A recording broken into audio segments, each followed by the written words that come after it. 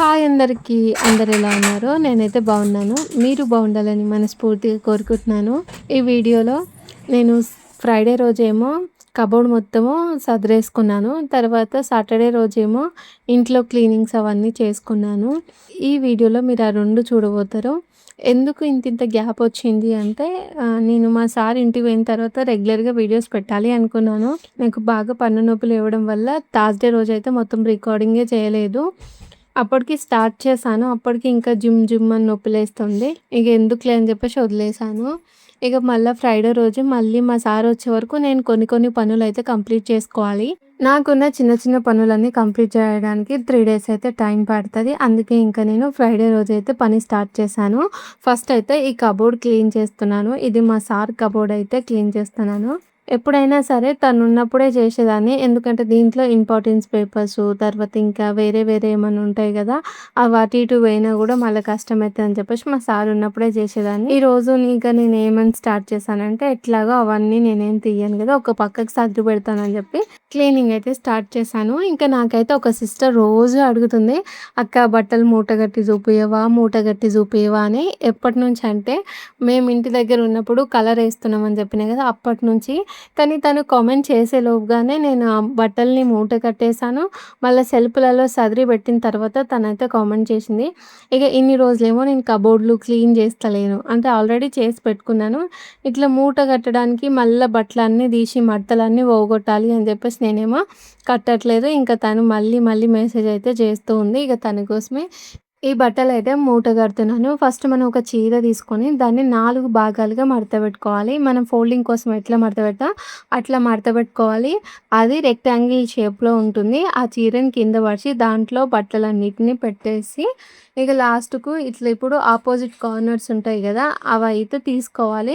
ఇటు నుంచి ఒక కార్నరు, అటు నుంచి ఒక కార్నర్ తీసుకొని దాన్నయితే మనం ముడి పెట్టుకోవాలి. ఎట్లా అంటే ఎళ్ళేటట్టుగానే పెట్టుకోవాలి. మరీ అంత గట్టిగా పెట్టుకోవద్దు. ఫస్ట్ ఒకసారి ఆ రెండిటిని క్రాస్‌గా గుంజేసి మళ్ళీ ఇంకోసారి ముడి పెడితే అదైతే ఉంటది. మళ్ళీ ఇప్పుడు ఇంకొక 2 కార్నర్స్ ఉంటాయి కదా! అపోజిట్‌లా ఈ కార్నర్స్ తీసుకొని ముడి పెట్టుకోవడమే. ఇట్లయితే మూట అయితే రెడీ అయిపోతదిరా.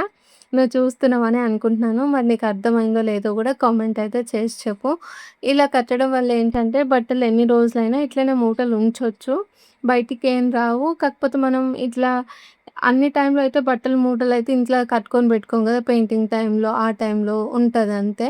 ఇగో ఇట్లయితే మూట కట్టుకున్నాను. నువ్వేమో పెద్ద మూట కట్టమని చెప్పినావు. మళ్ళా పెద్ద మూట కట్టాలంటే నేను మడతపెట్టిన బట్టలన్నీ తీయాలి అని చెప్పేసి ఇలా చిన్న మూట అయితే కట్టినా. మరి నువ్వు అనుకున్నట్టే కట్టినా లేదో గూడా కామెంట్ అయితే చేసి చెప్పు. రోజు అడుగుతున్నావు కదా! బట్టలు మూట కట్టు, కట్టు అని. ఎందుకో కూడా నాకు కామెంట్ అయితే చేసి చెప్పు. ఎందుకంటే ఇప్పుడు ఉన్న కాలంలో ఇట్లా మూటలు కట్టుకొని ఎవరు పెట్టుకుంటలేరని నేను అనుకుంటున్నాను. మరి నువ్వెందుకు అడుగుతున్నావో కొంచెం తెలుసుకోవాలని అంతే. ఇంకా ఆ మూట అయితే నేను విప్పేసాను. బట్టలు మడత పెట్టాలి కదా! ఇక మా సార్ అయితే రెగ్యులర్‌గా ఏసుకున్న బట్టల్ని ఈడైతే మడత పెడుతున్నాను. తను స్కూల్‌కి వేరే బట్టలేసుకుంటారు. తర్వాత ఇంట్లో వేరే బట్టలేసుకుంటారు. మళ్ళా బయటికి పోతప్పుడు కూడా వేరేవైతే వేసుకుంటూ ఉంటారు. ఈ 3 పాయింట్లయితే బయటున్నప్పుడు అంటే బయటికి ఏదైనా పని మీద పోయినప్పుడు ఆ 3 పాయింట్లనైతే యూజ్ చేస్తారు. ఇంకా నేనైతే వాటిని మడతబెట్టి పెట్టినా. అవైతే ఐరన్ చేయాల్సిన అవసరం లేదు. నేను మా సార్ బట్టలు ఐరన్ చేయక అటు ఇటు 2 ఇయర్స్ అవుతుంది. 2 ఇయర్స్ వరకు నేనే తన బట్టలు ఐరన్ చేసి పెట్టేదాన్ని. ఇంక మా సారేమో ఇప్పుడు ఇంకా విషయమ్మ స్కూలయింది, కన్నయ్య స్కూలయింది. నాకు హడావిడి ఉంటుంది. వాళ్ళని తీసుకురావడం, చదివిపియడం, ఇంట్లో తీరని పనయితుంది. అందుకే బట్టలు ఐరన్ చేయడం అయితే వీలవుతలేదు. ఇంక మా సార్‌కి చెప్పినా గదా! నువ్వే ఐరన్ జేసుకో అనయితే చెప్పినా. ఇది నా ఐడియా అయితే ఏం కాదు. నేను మా సారు, మల్లయ్య సార్ ఉన్నప్పుడు ఎప్పుడన్నా మా సార్ బయటికి పోతుంటే, "ఈ పాయింట్ ఐరన్ చేయలేదా? ఈ షర్ట్ ఐరన్ చేయలేదా?" అని చెప్పేసి అడుగుతుండే. అప్పుడు ఆ సార్ అనేవాళ్ళు గదా! "బాలకృష్ణ ఈ బట్టలు గూడా సర్తనే ఇస్త్రీ జేయాలా? నువ్వు స్కూల్ నుంచి వచ్చి ఏం జేస్తున్నావు? మధ్యాహ్నం 2 గంటలకే స్కూల్ అయిపోతే, మళ్ళా పొద్దుగాల 7:30కి ఉంటది. అప్పటిదాకా ఖాళీనే ఉంటావు కదా! ఒక షర్టు, ఒక పాయింట్ నువ్వు ఐరన్ జేసుకోలేదా? అది గూడా ఆ అమ్మాయే జేసి పెట్టాలా నీకు? ఇద్దరు చిన్న పిల్లల్ని చూసుకుంటా, ఇంట్లో పని చేసుకుంటా, మళ్ళీ ఖాళీ టైంలో ఐరన్ కూడా పెట్టుకోవాలా, గీ చిన్న పనన్నా నీ పని నువ్వన్నా చేసుకోవాలి అని చెప్పేసి ఆ సార్ అన్నారు. అట్లా ఒక్కసారి కాదు, నాతోని 4, 5 సార్లు అన్నారు. "నువ్వు నీ పని చేసుకోరా, పొద్దునదాకా నువ్వు ఖాళీనే ఉండవు. మళ్ళా ఈయన బట్టల కాడ నువ్వేడ కూర్చుంటావు" అని చెప్పేసి చెప్పేది. ఇక అట్లా కన్నయ్య కూడా స్కూల్ స్టార్ట్ అయింది కదా! కన్నయ్య కూడా స్కూల్‌కి పోయొస్తుండు. నర్సరీ వరకు చేసిండనుకుంటా. నర్సరీ మిడిల్‌లో నుంచి నేను ఐరన్ అయితే చెయ్యట్లేదు. మా సారే చేసుకుంటుండు. పొద్దుగాల 7:00 పోతాడు కదా! 6:00 పూజ అంతా అయిపోయిన తర్వాత ఏ డ్రెస్ తీసుకోవాలి, ఏసుకోవాలి అని చెప్పేసి ఆ డ్రెస్ ఐరన్ చేసుకొనైతే పోతాడు. అయితే ఇంక నేను అప్పటినుంచి మా సార్ కబోర్డ్‌ని పట్టించుకోవడం మానేషిన అంటే బట్టలు తీసి మడత పెడతా. ఏ సెల్ఫ్‌లో ఆ సెల్ఫ్‌లో పెడతా. తనే ఇంక అన్నీ అటు ఇటు అయితే వేసుకుంటూ ఉంటారు. ఇక నేనవి అనుకున్నప్పుడల్లా నేను మా సార్‌తోని కొన్నిసార్లు అనేదాన్ని. "ఎందుకు బట్టలు అట్లా పెట్టుకుంటున్నావు? ఒక 4, 5 షర్ట్స్ ఉన్నాయి గదా! అవి ఐరన్ చేసుకొని పెట్టుకోవచ్చు గదా! పొద్దున హడావిడి లేకుండా నిమ్మలంగా పోవచ్చంటే" మా సార్ అనేది, "నాకు అన్నీ ఒకటేసారి చేయబుద్ది గాదు. నాకు ఒక్కొక్కటి చేస్తేనే మంచిగా అనిపిస్తదని" అయితే మా సార్ అనేది. ఇక నాకు ఇంటికి పోయి వచ్చినప్పటి నుంచి ఆ కబోర్డ్‌ని చూస్తే మస్తు శిర పెడుతుంది. శిర అంటే ఎప్పుడు చదరాలి, ఈ బట్టలన్నీ ఐరన్ చేసుకుంటే బావుండు. ఏదన్నా పెట్టినా కూడా దొరుకుతలేదని చెప్పేసి అట్లా అనిపిస్తుంది. ఇక ఈ పనేమో పొద్దుగాల పెట్టుకున్నాననుకో, ఈళ్ళు మళ్ళా నేను వచ్చేసరికి మా సార్‌కి ఎట్లా అంటే వచ్చేసరికి ఎక్స్‌ట్రా పనులైతే పెట్టుకోవద్దు. ఎక్స్‌ట్రా పనులంటే ఇప్పుడు వచ్చేసరికి ఇల్లంతా నీట్‌గా ఉండాలి. మళ్ళా దుమ్ము ఉండొద్దు. మేమొచ్చే టైంలో మాకు గూడా ఇరిటేషన్ గదా! ఇట్లుంటే అట్లుంటే అని అంటారనమాట. ఇక నాకు గూడా అనిపిస్తది వాళ్ళొచ్చేసరికి ఏడవాడినయి ఉన్నాయనుకో, నేను సదురుకుంటూ కూర్చున్నాననుకో, ఇంట్లోకి బయటికి తిరుగుతారు. ఇటు రాకుర్రి, అటు రాకుర్రి అని చెప్పడం, ఇదంతా అన్‌కంఫర్టబుల్‌గా అనిపిస్తాయని చెప్పేసి నేను ఏ పనైనా సరే వాళ్ళని స్కూల్లోకి పంపించిన తర్వాతనే చేసుకోవడానికైతే చూస్తాను. ఇక క్లీనింగ్ అంటేనేమో బెడ్‌రూమ్ క్లీనింగ్ అయితే ఎప్పుడైనా సరే నేను చేసుకుంటాను. కిచెన్ గూడా చేసుకోగలుగుతాను. ఈ హాలు మళ్ళా టీవీ రూమ్ వచ్చేసరికి ఏంటి అంటే పిల్లలున్నప్పుడు, మా సార్ ఉన్నప్పుడు నేను చెయ్యలేను. ఇగ నేను క్లీనింగ్ అయితే ఇది చాలా రోజుల నుంచి అనుకుంటున్నాను. కానీ ఇదేంటంటే ఒక గంటలో అయిపోయే పని గాదు. పొద్దుగాల ఎప్పుడో స్టార్ట్ జేస్తే సాయంత్రం అయితది. అందుకే ఇంక మా సార్ ఇంటికి పోయింది జూసి ఇంకా కబోర్డ్ క్లీనింగ్ అయితే స్టార్ట్ చేశాను. అయితే నాకు ఐరన్ జేయడానికి ఎంత టైం పట్టిందో, ఒక 2 షర్టులు చేయడానికి నాకు 18 నిమిషాల టైం అయితే పట్టింది. ఇక ఈలోగానే ఒక ఐదో, ఆరో షర్ట్స్ చేశాను. కన్నయ్యని తీసుకొచ్చే టైం అయిందని చెప్పేసి ఇంకా స్కూలుకి పోయి కన్నయ్యని తీసుకొనొస్తున్నాను. ఇంకా మా పక్కన ఆంటీ వాళ్ళ ఇంటికాడ జామకాయలయితే కాసినాయి. ఆంటీ వాళ్ళైతే లేరు, బాగల్పూర్ ఎళ్ళిండ్రు. నేనైతే జామకాయలు తెంపుకున్నాను. వాళ్ళున్నా గూడా తెంపుకుంటాను. ఎందుకంటే అందరిలాగా కాదు, వాళ్ళు మాకు కొంచెం క్లోజే. ఇప్పుడు వాళ్ళు ఊరెళ్తున్నప్పుడు ఇల్లు చూడమని చెప్పేసి వాళ్ళ కీస్ మా దగ్గర ఇస్తారు. ఏదైనా ఇంపార్టెంట్ వస్తువులున్నా గూడా మాకిస్తారు. వాళ్ళు ఉన్నా లేకున్నా జాంకాయలు తెంపుకునేంత చనువయితే నాకుంది. ఇంక నేనైతే ఒక 4 జాంకాయలు తెంపుకొనొచ్చిన. మా కన్నయ్య ఎట్లాగో తినడు. నేను, మా విషయమ్మ ఇద్దరమే అయితే తింటాము. ఇక మళ్ళొచ్చేసి ఈడ ఐరన్ అయితే స్టార్ట్ చేశాను. మా సార్‌కునే హాఫ్ షర్ట్స్ అయితే ఐరన్ చేయడం అయిపోయింది. అన్నీ కలిపి ఒక ఐదో, ఆరో ఉన్నట్టున్నయి. ఇక ఫుల్ హ్యాండ్స్ షర్ట్స్ ఐరన్ చేస్తుంటే వర్షం అయితే పడుతుంది.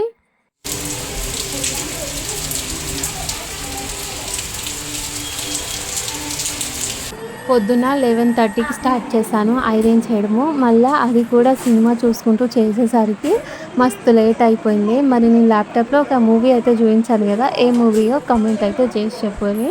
జస్ట్ క్లిప్ చూయించానంతే. ఇగ నేను ఈ కబోర్డ్ సర్దేసరికి టైం అయితే 4:30 అయిపోయింది. పిల్లలొచ్చిండ్రు. మధ్యాహ్నం వాళ్ళకి అన్నం పెట్టిన, అన్నం తినరు. ఇంకా వాళ్ళేందంటే ఒక 2 సార్లు అన్నం అయితే తింటరు. గిన్నెలున్నాయి ఇంకా. ఆ గిన్నెలు గూడా తోమేసుకోవాలి. ఫస్ట్ అయితే ఇంక నేను మా సార్‌వి ఐరన్ బట్టలన్నీ చేసినయన్నీ ఆ సెల్ఫ్‌లో అయితే సదిరేశాను. సదిరిన తర్వాత పైన సెల్ఫ్‌లో రెగ్యులర్‌గా యేసుకునే బట్టలయితే సదిరిన. ఈడ పక్కన ఏంటి అంటే అక్కడ చిన్న చిన్నవి బుక్స్ అనేవి ఉంటాయి. ఆ బుక్స్ మీదకించెల్లి ఒకటి టవలేసి బనీన్స్, షార్ట్స్ ఉంటాయి గదా! అవి అక్కడ పెట్టి అక్కడనేమో ల్యాప్‌టాప్ బ్యాగ్ అయితే పెట్టిన. ఇక ఇప్పుడొచ్చేసి మెడిసిన్ దుకాణం అయితే సదురుతున్నాను. నాకైతే ఈ మెడిసిన్స్‌ని జూస్తే రోజు నాకు తల తిరుగుతది. ఎందుకు ఇన్ని మెడిసిన్స్ తెస్తాడో మా సారయితే నాకు అర్థమే కాదు. అన్ని మెడిసిన్స్ అడ్వాన్స్‌డ్‌గా ఉండడం మంచిదే. కానీ ఇల్లు మొత్తం మెడిసిన్స్‌తోనే నింపుతాడు మా సారు. ఏదైనా సరే మా సార్‌కి కొంచెం పిల్లల విషయంలోనైనా, మా విషయాలలోనైనా హెల్త్ గురించి కొంచెం కేర్ ఎక్కువనే ఉంటది. ఇక పిల్లలకైతే సర్ది టానికా, జ్వరం టానికా, తర్వాత ఫీవరు, మోషన్సు, స్టమక్ పెయిను, కందిరీగ గడిస్తే వాపొస్తది కదా! ఆ నొప్పి తగ్గడానికి కూడా టానిక్ ఉంది. మళ్ళా ఎనర్జీ టానికలు ఇవన్నీ ఉంటాయి. ఇక ఆయనకు కూడా బొచ్చెడుంటాయి. నన్నే తాగమంటారు. రోజు నేనే నెగ్లెక్ట్ చేస్తుంటా కొన్ని కొన్ని టానికలయితే. ఈ మధ్య కాలంలో నాకు గూడా ఒక 2 టానికలయితే బుక్ జేషిండు. రోజు నువ్వు పొద్దుకంగా పండుకునేటప్పుడు తాగంటే, నా పన్ను గుంజుతుందని నేనైతే తాగుతలేను. ఒకటి చెప్పను అమ్మ. ఇంగో పన్ ఆ 2 టానికలు ఉన్నాయి కదా, అది మామూలు టానికలు కావంట. మరి ఏ టానికలంట? పన్నుగుంజ టానికలంట. ఏంటిది? పన్నుగుంజ టానికలంట. టీత్ నొప్పులేసే టానికనా? టీత్ నొప్పులేసే టానిక్ ఎందుకుంటదే? నీకేం తెలుసు? పప్ప చెప్పిండు. ఏమని? అది మమ్మీ చెప్పకు, పన్నుగుంజ టానిక, మమ్మీ తాగుతాదో చూద్దాము అని అన్నీ చెప్పిండు. పన్ను గుంజే టానిక మమ్మీకి చెప్పకు, తాగుతదా చూద్దామన్నాడా? సరే వచ్చినాక అడుగుదాంలే ఏ టానికనో. విషయం అడిగిందంట పప్ప ఆ టానికలు ఎందుకోసమని. అయితే మమ్మీ పన్ను గుంజడానికి నేను తెప్పించినానైతే మా సార్ నవ్వుకుంటా చెప్పిండేమో. అది సీరియస్‌గా అవే మమ్మీ పప్ప నీకు కావాలనే ఇచ్చిండు అన్నట్టుగా అయితే చెప్తుంది. ఇక ఫ్రైడే రోజైతే ఆ మెడిసిన్స్ అవన్నీ సదిరేసుకున్నాను. కింద ఉన్నవి కూడా అన్ని బ్యాగులు అయితే సదిరేసాను. అవి అయిపోయే వరకే టైం అయితే 6 అట్లా అయిపోయింది. ఇంకా నేను దాంతోనే పొద్దున్నుంచి పని చేస్తున్నాను కదా అని చెప్పేసి ఇంకా రొటీన్ కూడా ఆపేసాను. మళ్ళీ సాటర్డే రోజైతే స్టార్ట్ చేశాను ఇది. ఈరోజు పొద్దుగాలనే 8 గంటలకు స్కూల్‌కైతే వెళ్ళిన. పిల్లలకైతే రిజల్ట్ వచ్చినాయి. మంచిగానే వచ్చినాయి మార్క్స్ కూడా. తనయ్యకు అన్నిట్లలో 25కి 25 వచ్చింది. కానీ మ్యాథ్స్‌లో మాత్రం ఒక్క మార్క్ అయితే పోయింది. ఇంకా విషయానికొస్తే తనకు ఫీవర్ ఉండి కూడా ఎగ్జామ్స్ అన్నీ ఒక సెపరేట్ రూమ్‌లో కూర్చొని అయితే రాసింది. కరెక్ట్ నేను ఎగ్జామ్ టైంకి తీసుకుపోయి 1 అవర్ అక్కడే వెయిట్ చేసి తీసుకొనొచ్చాను. ఇంట్లో ఇంకా చదవడం, రాయడం ఎక్కువైతే ఏం చేయలేదు. జస్ట్ ఒక్కసారే ప్రాక్టీస్ చేసుకుంది. తనకి నోట్లో అన్ని పొక్కులొచ్చినాయి. నోరు తెరవరాకుండా అయిపోయింది. మస్తు వాసింది. ఫీవర్ వచ్చింది కదా! ఇక నేనేమనుకున్నా అంటే ఇంత జ్వరం వచ్చినప్పుడు పిల్లల్ని చదువని ఇబ్బంది పెట్టొద్దు. రాసే కాడికి రాస్తది. లేదు అంటే లేదు. పాస్ మార్కులు రాకపోయినా పర్లేదు అన్నట్టుగా నేను అనుకోని విషయమనైతే ఫోర్స్ అయితే చేయలేదు. కానీ కొన్ని టైంలో ఏంటి అంటే కొంచెం పాస్ మార్కులన్నా రావాలి అని చెప్పి మళ్ళీ తనని కూర్చోబెట్టుకొని నేనే చదివి వినిపించాను. అట్లా తనైతే ఎగ్జామ్స్ కంప్లీట్ చేసుకుంది. అందుకే నేను విషమ్‌కు హెల్త్ బాలేనప్పుడు వీడియోస్ కూడా అప్లోడ్ చేయలేదు. విషమ్మకి కూడా అన్నిట్లలో ఫుల్ మార్క్స్ వచ్చినాయి. హిందీలో తనే ఒకటైతే వదిలేసిందంట. ఒక 2 వర్డ్స్ వదిలేసింది హిందీలో. అయితే 25కి 25 మార్కులు కదా! 2 వర్డ్స్ వదిలేసినందుకు అదే మీనింగ్స్ వదిలేసింది. దానికి 1 మార్క్ 23 వచ్చినాయి హిందీలో. మరి మ్యాథ్స్‌లో ఎక్కడ మిస్టేక్ అయిందో తెలీదు. కానీ మ్యాథ్స్‌లో కూడా 23 వచ్చినాయి. ఇక మిగతా అన్నిట్లల్లో 25కి 25 అయితే వచ్చినాయి. జ్వరం వచ్చిన బిడ్డ మంచిగా అంతో ఇంతో గుర్తుంచుకొని సరిగ్గా రాసొచ్చింది. దానికే నాకు చాలా హ్యాపీగా అనిపించింది. మేడం వాళ్ళు కూడా అన్నారు, అసలు క్లాస్‌కే రాలేదు. మంచి ఎగ్జామ్ రాసింది. హెల్త్ బాలేకపోయినా కూడా నెట్టుకొచ్చింది. స్ట్రాంగ్ గర్ల్ అని చెప్పేసి ఇట్లా దిష్టి తీసినట్టుగా ఇట్లా అంటాం కదా మనం. అట్లయితే మెచ్చుకున్నట్టుగా అన్నారు. నాకు కూడా మస్తు హ్యాపీగా అనిపించింది. ఇక ఇంటికొచ్చిన తర్వాత ఈ క్లీనింగ్ అయితే స్టార్ట్ చేశాను. ఈరోజైతే చాలా అంటే చాలా క్లీనింగ్ చేశాను. అయితే నేను టక్ వీడియో అయితే తీయలేకపోయాను. అప్పటికి చీకటి అయితుంది. మధ్యాహ్నం నేను 11కో ఏమో స్టార్ట్ చేశాను. ఆ బుక్కులు సదిరేసాను. బుక్కులు సదిరిన తర్వాత ఆ ఫ్రిడ్జ్ రూమ్ మొత్తం దులిపేసాను. తర్వాత కెమెరా పట్టుకొని బెడ్రూమ్‌లకి, హాల్‌లకి అటు ఇటు తిరిగినా గానీ కెమెరా ఆన్ చేయడమే మర్చిపోయినా. అవి క్లీన్ చేయడం అయితే రికార్డ్ అవ్వలేదు. తర్వాత ఇంక చిన్నవి అవన్నీ జరుపుకుంటూ ఊక్కొని మంచిగా అయితే సదిరేసుకున్నాను. ఫ్రిడ్జ్ కవర్ కూడా తీసేసాను. అదైతే ఉతికిన, బయట ఆరేసిన.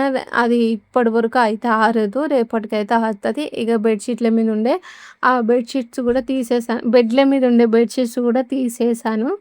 తర్వాత ఇంకా అవైతే ఆరాలి. అవి ఆరిన తర్వాత నైట్ పడుకునే ముందు బెడ్‌షీట్లు అయితే వేస్తాను.